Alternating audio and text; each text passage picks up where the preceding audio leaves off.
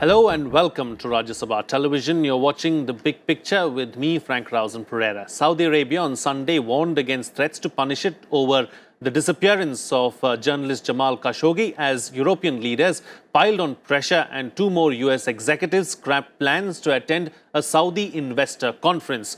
Khashoggi, a US resident and Washington Post columnist, critical of Riyadh's policies, disappeared on October 2nd after entering the Saudi consulate in Istanbul. Turkey believes he was murdered and his body removed. Saudi Arabia has denied that. US President Donald Trump has threatened severe punishment if it turns out Khashoggi was killed in the consulate, though he said Washington would be punishing itself if it halted military sales to Riyadh. Europe's largest economies, Britain, France and Germany, said that they were treating the case with utmost seriousness. Meanwhile, according to an opinion piece written by the general manager of Saudi Arabia-based Al Arabiya television, oil prices could surge to all-time highs if the US imposes economic sanctions against Saudi Arabia. On this edition of The Big Picture, we will analyze the Saudi-US tensions and their implications. Joining me on the program today are Ashok Sajjanhar, former diplomat, Professor Swaran Singh, Center for International Politics, JNU, and KV Prasad, Associate Editor of The Tribune. Thank you to all my guests for joining me on this edition of The Big Picture. Ambassador, I'd like to begin the program with you. What do you make of the most recent tensions between Saudi Arabia and the United States? Well, so far we have seen a war of words going on. Because as you mentioned yourself, Frank, Jamal Khashoggi, he went to the Saudi consulate in Istanbul on the 2nd of October, a little after 1:30 in the afternoon. Saudi Arabia says that soon after that, he just put in his papers for his divorce. And soon after that, he was allowed to walk out as a free man. What Turkey has said is that he was killed there, he was murdered, he was tortured, his body dismembered and his parts removed from there. And they have shown images of several shooters and sharpshooters, 15 of them who had come from Saudi Arabia there. They said they came as tourists. And the same day they went into the consulate and after that they went away. There are, of course, reports that that Turkey had got the whole building, the Saudi consulate in Istanbul, they had got it bugged. So they have been leaking out, they sort of by drips and drops, some evidence, some information. Like some of these 6 out of these 15 sharpshooters going inside, they have sort of released some audio tapes, they have released some videotapes as to how Jamal Khashoggi was killed there. Now, Saudi Arabia, as you mentioned yourself, has very staunchly and very vehemently denied any of this. Now, of course, around the world, because from the 2nd of October, today it is the 15th of October and nothing of that is available. What Turkey has also said is that the Apple iPhone that Jamal Khashoggi was wearing, that was connected to a system of his fiancée who was waiting outside for him when he had gone inside. And so they have been able to record some of either the conversation or some of the pictures there. So this is what they have released. But Saudi Arabia has denied it. Now, as you said, Germany, UK, France, they have piled up political pressure. They have said that this investment conference that is to take place in Saudi Arabia on the 23rd of October, the Trade Secretary Liam Fox, he might not go. They have still not decided on that as far as Mr. Trump is concerned, because that is the most crucial element. And your title of this program is also Saudi-US, because Saudi Arabia is truly the linchpin of US policy for the Middle East. So if there are problems, and Mr. Trump has said that if after investigation it is proved beyond doubt that Jamal Khashoggi was killed by the Saudis, then there is going to be severe punishment. And also the Treasury Secretary, Stephen Mnuchin, who was to go there, they have said that, he might not go. There are so many large companies, whether it is JP Morgan, it is Ford, it is Bloomberg, CNN, so many of them have said that they are not going to be participating in that forum. So everything is up in the air.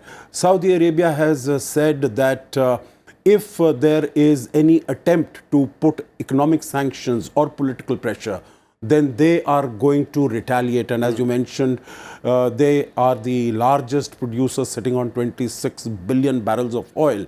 So if they were to cut down on the production of oil, that could play havoc. Right. And Mr. Trump has also said that, when he had gone last year in May to Saudi Arabia, they had signed a contract for $110 billion of arms purchases by Saudi Arabia from there, whether it is Boeing or Lockheed Martin or General Electric or Raytheon. So he says he will not take any action which would put in jeopardy jobs in America. So going forward, we see how this war of words plays out. Indeed. Allies, they are KV Prasad, United States and Saudi Arabia, of course. And Trump has said that if Saudi Arabia had any part in the killing of the journalist, then severe punishment will be dealt out. How severe is this punishment now really going to be? Is the United States really going to impose sanctions on Saudi Arabia? Well, we don't know yet, but certainly there is a lot of pressure being mounted on President Trump, primarily for two reasons. One, of course, because the dealing with Saudi Arabia is also linked to his chief advisor on the policy to Middle East, his son-in-law, Jared Kushner. Now, that's a very crucial link because the Americans are looking at that very closely. And adding to that is a letter from 22 senators who are members of the Senate Foreign Relations Committee, who have actually triggered a Human Rights Violation Act, which will ask the president to determine in 120 days. So that was issued on, I think, October 10th. Now, which is mandatory because when the Senate Foreign Relations Committee chairman and the ranking member, who is a member of the Democratic Party, if they have both co-signed a letter to the president, it automatically kicks in the Magnitsky Act, wherein the president is bound to determine and check on the human rights violation issue which they have flagged, in particular this case. So these are two issues which the President Trump is facing. And as Ambassador Sajjanhar mentioned, he is dangling, he says America cannot afford to, even though if you act sanctions the $110 billion sales. Actually, the Washington Post, I think this morning, reported that a fact check of that shows they were not really a deal. They were just memorandum of intent. So there is a lot of issue within, but certainly President Trump would not like his May 2017 event, which is the first debut event of President Trump, and linked to it is the Israel-Palestine. So there are a lot of wheels that need to be looked at. The military sales angle, is it just a way out, do you think, eventually, if it comes down to that? Well, I think, as I said, it's not yet clear because some of these sales are backdated to President Obama's period. Some are, as I mentioned, memorandum of intent. There is no actual sales that have been committed by the Saudi Arabia. Of course, this was mentioned as a big takeaway when President Trump went to Riyadh. And also remember, Saudi Arabia put up a coalition for terrorism. So there are a lot of things the American, and as I said, President Trump's policy towards Saudi Arabia and Middle East is largely done by his son-in-law, Jared Kushner. So all these are factors. They're still juggling with few things in there. Indeed. Professor Soran Singh, the entire region itself seems to be very fragile at the moment. Do you believe that this is the last thing that was required as far as the region is concerned? I think it's definitely going to destabilize regional equations. And as Mr. Prasad just said, several wheels are moving simultaneously, both in domestic politics of United States, in terms of their strategic equations between United States and Saudi Arabia, the domestic politics and declining economy in Saudi Arabia, and equations inside the Middle East, as you just mentioned, and the fact that for several years now, Saudi Arabia has been sort of leading a coalition of forces against Iran-supported Houthis in Yemen. And in that sense, the United States is pushing this as a major player in Middle East for several years now. So I think fundamentally, I do not see much changing other than the fact that some of the pulls and pressures could lead to some symbolic gestures from United States. But fundamentally, I think they have had several tensions over years. I remember in 2002 also there was similar case of American children being hijacked to Saudi Arabia. Similarly, Congress had lots of speeches made, media wrote a lot about it. But it just boiled down to the fact that two are sort of strange bedfellows in that sense. One is a very conservative Islamic monarchy, and the United States is a secular constitutional republic democracy. But they have sustained those tensions over years fundamentally because some of the fundamental interests of United States are closely attached to Saudi Arabia. Look at their role that Saudi Arabia played, for example, in pushing Soviet forces out of Afghanistan in 1980s. Then in 1990s, fighting that first Gulf War where they pushed out Iraq out of Kuwait, largely in supporting American policies in Middle East, whether it is stability of oil prices, stability of prices. So Saudi Arabia remains a kind of a major anchor of United States Middle East policy. And I think in that sense also very attractive for being the largest importer of American weapons, which is now in debate now whether those $10 billion of worth of supplies should be stopped, should be halted, should only the American support of weapons, logistics, intelligence, etc. to Saudi forces in Yemen should be stopped. Right. How should United States react to it? I think is largely going to look at options in terms of symbolisms, which will not fundamentally change a very important and enduring strategic relationship of these very two strange countries that have worked together. Okay, so nothing's going to change at the end of the day is what the professor is suggesting. But another aspect that needs to be spoken about, Ambassador, has the Saudi policy become more unpredictable, in recent times? No, absolutely. I think that is really the reason why all this is happening, because, if you see right from January 2015, when Prince Mohammed bin Salman, he became the deputy crown prince and he became the defense minister. And immediately after that, he launched the attack on the Houthis in Yemen. And soon after that, he was also given charge of interior ministry. So both defense and interior and also the economy. And then last year in June, he was made, at that time he was the deputy crown prince. Last year in June, he was made the crown prince. And after that, it has been, whether it is the action taken against Qatar. So there has been, ever since Prince Salman has come, MBS as he is called otherwise, ever since he has come, the policy of Saudi Arabia, which used to be very low profile, consensual, very taking everyone together and not being very assertive or aggressive, has suddenly become very assertive, very audacious, very aggressive. And we can see over the last 3 years, particularly, that this has happened. And I think this is, of course, Prince Salman has tried to cloak it with being a reformer. Like he put last year, he put all large number of these princes in under house arrest, saying that, this is an act against corruption, to curb corruption. And in that sense, he got the support also of the international community. Allowing women to drive. I was just coming to that. In terms of, in addition to economic, also a large number of social reforms, allowing women to drive, allowing,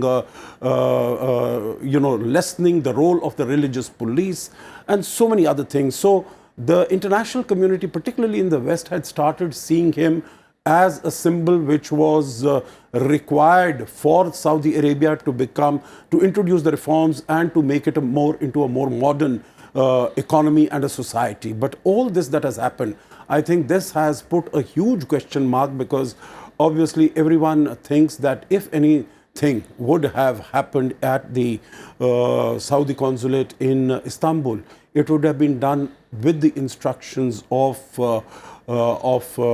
Prince MBS. And what is really made this whole thing, to an extent, it is right what you say, Frank, that nothing is likely to change. But still, what I would like to emphasize is that the importance of Saudi Arabia today for the United States is much greater than what it was, 10 years ago. Although 10 years ago, United States was not really floating on that much of shale oil. So it was dependent upon the Middle East and Saudi Arabia for oil. Right. Today it is not for oil, but for its strategic interest. Whether it is to act as a bulwark against Iran, so that is, or in terms of the pressure on Turkey, or also to collaborate with Israel. Let's not forget that. Right. because with Israel, both the countries have been acting again to keep Iran under check. Indeed. Professor Hashvi Pant, Strategic Studies, Head of Strategic Studies, Observer Research Foundation, joins us on the program right now as well. Professor, as far as the situation itself is concerned, in the Middle East and US, of course, threatening to impose sanctions on Saudi Arabia, it seems to be the era of sanctions, sanctions against Iran, sanctions against Russia, talks of sanctions against India as well as a result of the S-400 deal. So since we are in the era of sanctions, really, is it, how do you look at the whole Saudi situation? Are sanctions going to be imposed at some point in time? Well, I think they have threatened it, and I think the interesting part here is that both the executive and the legislature in the US have taken a strong position, at least as of now, on the Saudi question. But it is all also dependent on what kind of evidence comes out and whether there is, whether the Turkish and the Saudis themselves would not reach a deal of some sort and make someone else the scapegoat in this whole episode. So I think we are still some way off from the threat of from actual sanctions being imposed, because in the murky world of Middle East, I think things are not always what they seem. So I would very much doubt whether we will reach that inflection point. But I think what perhaps this has shown is that the tensions that are there, underlying tensions which are there in the US-Saudi relationship, are increasingly now coming out in the open, because in many ways it has been an unnatural relationship. There is no engagement at the level of values, there is no engagement at the level of institutions. It's a very elite level driven relationship based first on oil, and now on the larger sort of animosity against Iran. So I think there is something to be said about the larger nature of this relationship, which is undergoing a fundamental transformation. As new equations are emerging in the Middle East, this is one relationship that for a long time was seen to be the bulwark against the underlying sort of fault lines in the region. Now, as this relationship itself comes under question, I think both of them have to weigh in on how they want to take this forward. Because remember, under Barack Obama, this relationship again went a dramatic shift.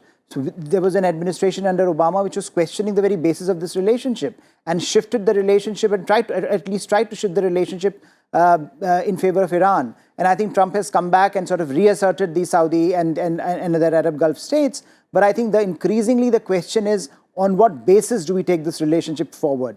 And if Saudis, especially the new, the prince continues to do the things that he's doing, then I think there is going to be a backlash, because I think that the real question becomes, if the interests don't merge and if the values don't merge, then what is it that will hold this relationship together? And right. Increasingly, if Saudis take a unilateral position which diverges from the US, and then I think there'll be questions both in the legislature and the executive in the US as to what to do with this relationship. Indeed. KV Prasad, where does this leave the third country now, Turkey? Because, you have King Salman, speaking to Tayyip Erdogan over the phone, talking about their traditional ties and so on and so forth. So where does this leave Turkey really?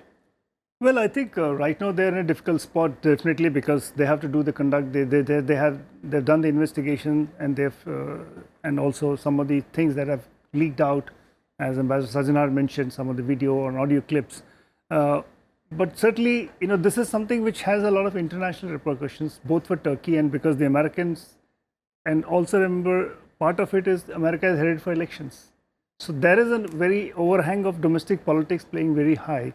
And as it is, Turkey has problems over the last few years after Erdogan's policy shifted towards a more fundamentalist kind of from original positions. So I think there are certain shifts that are happening within Turkey, so that needs to be factored in.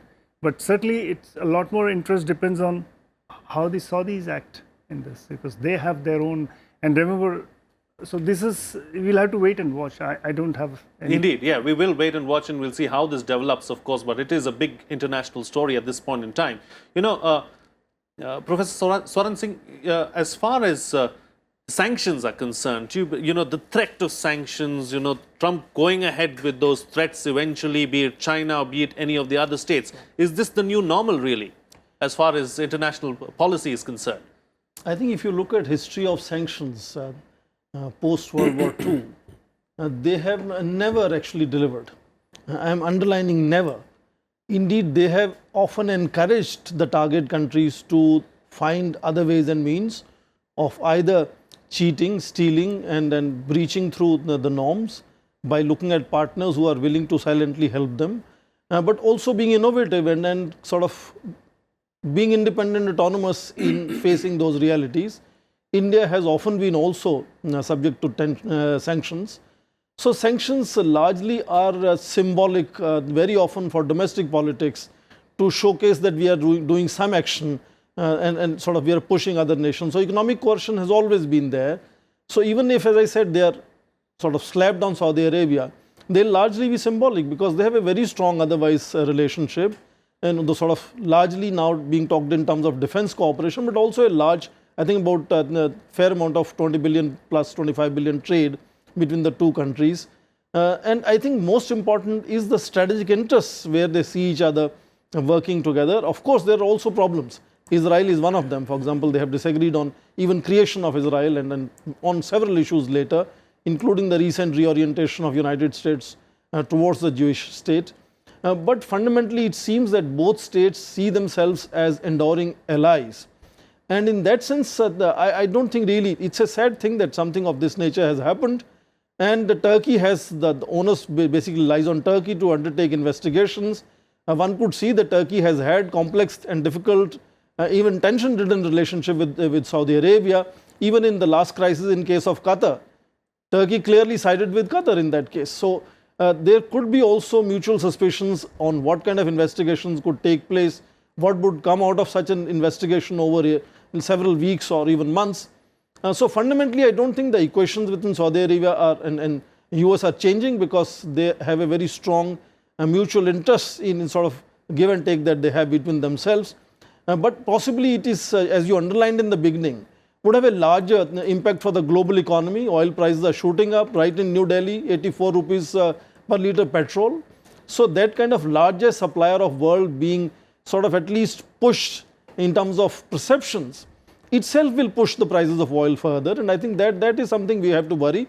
We have over 2 million Indians in Saudi Arabia, another 3 million in United States. So in that sense, remittances for India, in terms of perceptions, I think the pressure is going to be much beyond. Saudi Arabia is the largest economy in the Middle East. United States is world's largest economy. Right. So perceptions and implications, including for India, I think that are something that we need to worry about. Okay, I've got limited time on the program, so I'm going to get brief closing comments from all my guests, starting first with you, Ambassador. You know, talking about oil prices, we've already seen the oil prices being pushed up as a result of the tensions between the United States and Saudi Arabia. Is that something that should concern us, something that should be worrisome for us?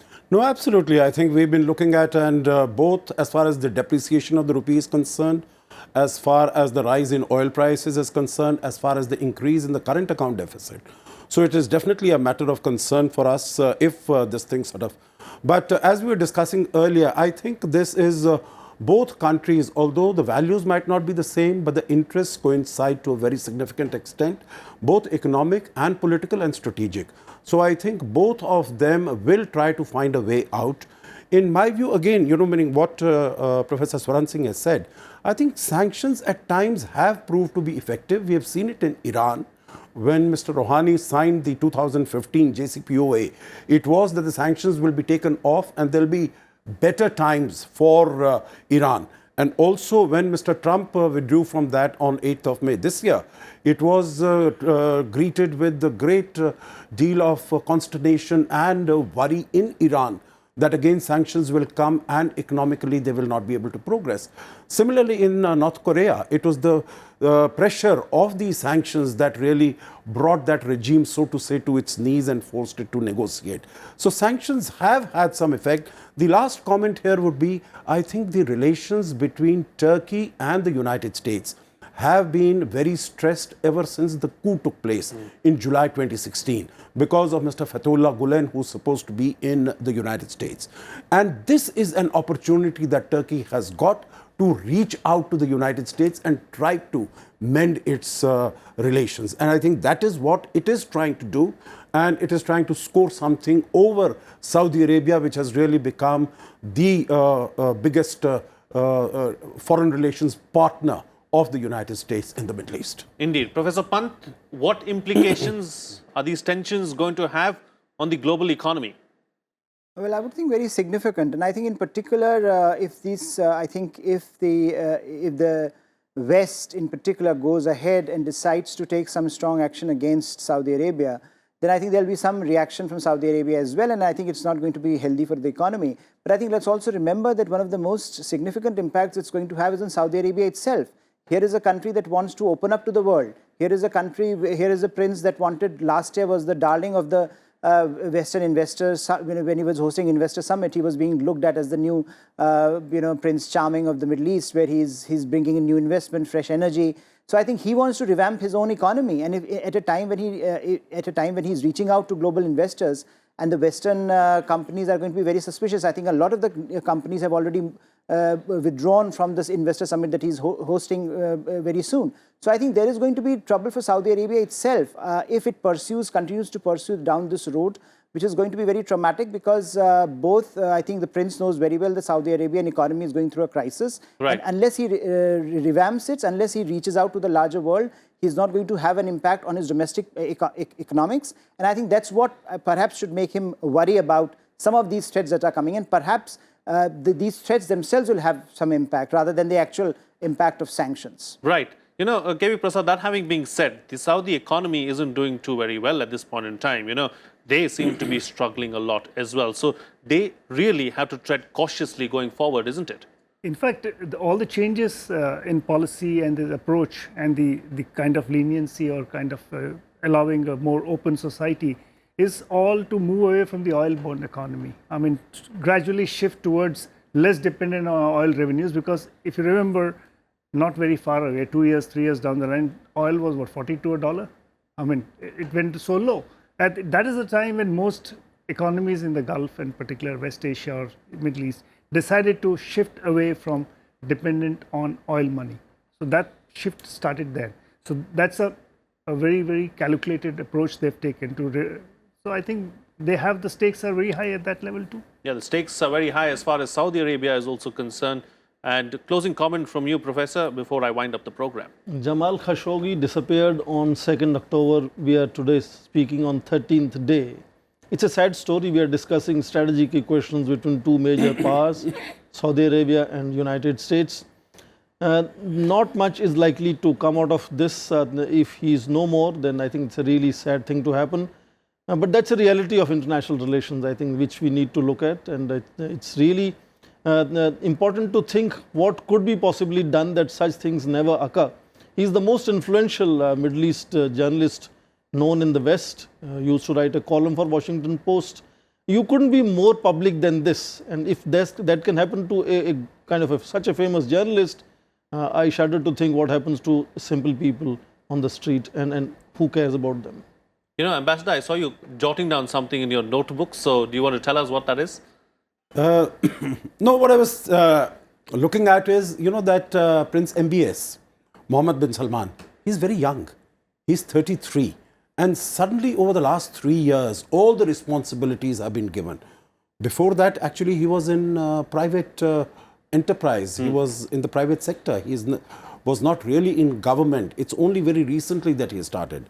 And over the last 3 years, he has taken a large number of initiatives, really to shake up everything. And many of these have been very disruptive. And this one also is likely to be very disruptive. But going forward, I think the equations might rebalance themselves.